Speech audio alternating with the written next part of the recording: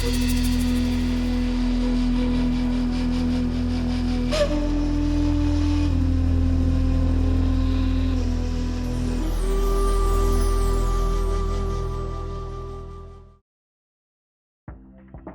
everyone, it's Jabari here. I know this video was not on the lineup that I reviewed with you guys a few weeks ago, but seeing as all of my other projects have been pretty backed up and taking forever, and the fact that this is some very significant news, I figured I'd put together this short video for you guys. Throughout Disney's 95-year history, we have seen just about every major world culture represented with beauty and elegance. Despite these cultures being inaccurately portrayed at times, they are still present nonetheless. We've seen Arabs in Aladdin, Indians in The Jungle Book, Polynesians in Moana and Lilo and Stitch, Native Americans in Pocahontas, and East Asians in Mulan. And not surprisingly, we've seen an incredibly large amount of European princesses like Snow White, Cinderella, and Fiona from Shrek. As expected from a Western— Well, no shit, Sherlock. It's a Western company, so of course there's gonna be lots of Western princesses. Yeah, I was literally in the middle of saying that. There's no shame in a culture having emphasis on their own people and ways of life. But again, just about every culture is represented nonetheless, with one major exception.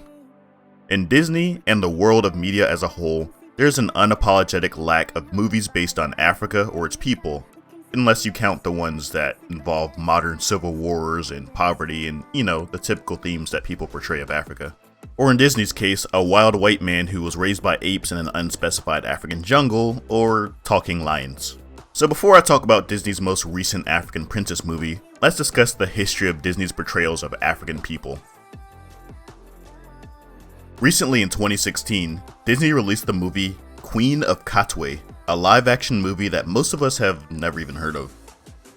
It portrays Africans in the same negative light previously mentioned that we are all too familiar with: the modern poverty and hunger.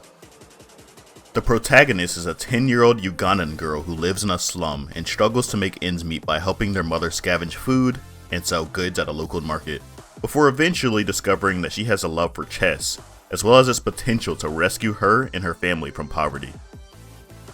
Despite its largely positive reception, the movie failed to make any profit in the box office, and needless to say, it was just another depiction of a poor and struggling Africa.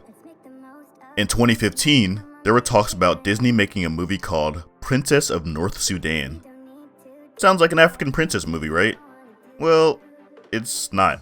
I mean, it's actually going to be based on a rich white American man who literally bought a piece of land for his white American daughter so that she could be a princess of her own country. Yeah, that was literally going to be Disney's first ever African princess movie.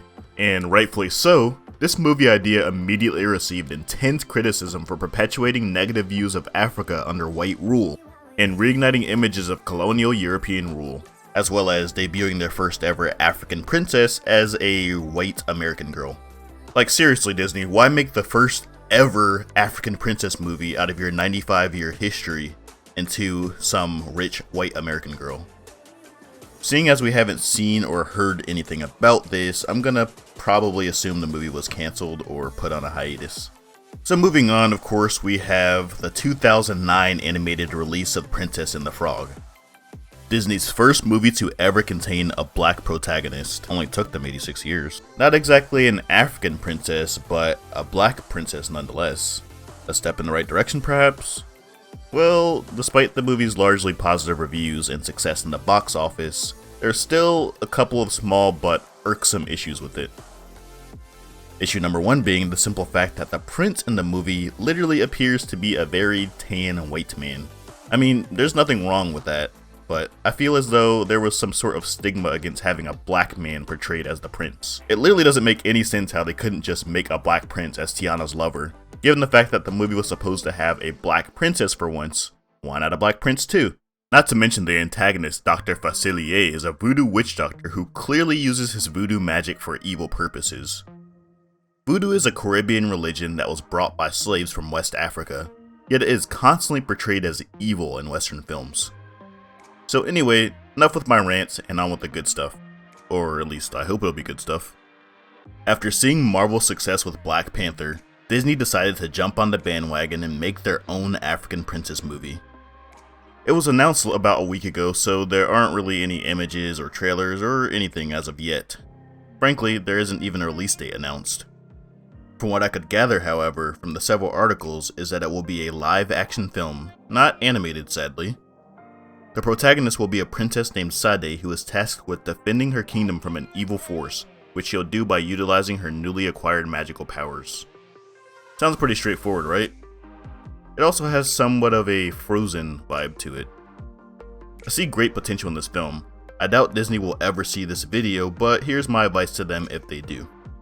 Please don't whitewash any of the characters. I mean, if you're going to make a movie that focuses on black people and their history, do it all the way. Don't make a prince into some super tan white dude with straight hair. You know, make him African. Make him just as African as the protagonist.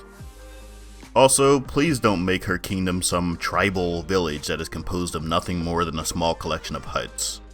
I mean, take cues from real capitals from actual African kingdoms of the past, such as Benin City or Kumasi. I mean, by the way, a live-action reconstruction of Kumasi architecture would be absolutely amazing. Take cues from their attire and cultural practices, and don't perpetuate the popular and false belief that Africans all lived in simple agrarian lifestyles and lacked any impressive cities or architecture. Make everything balanced. And what I mean by this is, while it is important not to stress any type of racial agenda, it is important to show the unique and beautiful elements of black kingdoms and the ways of life from Africa. It just needs to be done in a way that is balanced and not overdone.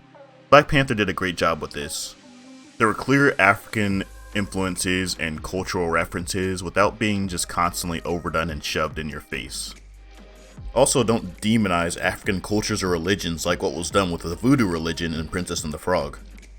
In conclusion, clearly Disney had some fear or stigma against making a black or African themed princess movie, seeing as just about every other major world ethnicity has had one. I can't say for sure what the trigger for the stigma is, but it quite obviously exists. After nearly a century, the only thing they have to show for black representation in their princess movies was a black American princess and a whitewashed prince, all the while demonizing an African religion in the process. All other African movies they've released contain no black characters whatsoever, just a few African words, names, and cultural references, such as the names Simba and Mufasa, or the phrase Hakuna Matata. It was only after witnessing the success and obvious wealth generated by Black Panther that Disney finally decided to come out of their century-old aversion to African princess movies. Disney movies impact the lives of children from a very early age all around the world, and still impact the lives of them well into their adulthoods. So for Disney's sake, and the sake of black children and all children all around the world, I hope they do this movie right. It would be nice to see a beautiful and inspirational African princess represented alongside the princesses of all other Disney movies. And it's a shame that the movie won't be animated, but at least it'll be a step in the right direction. I'll do my best to keep you guys up to date with the movie's production, and always remember, we don't come from nothing.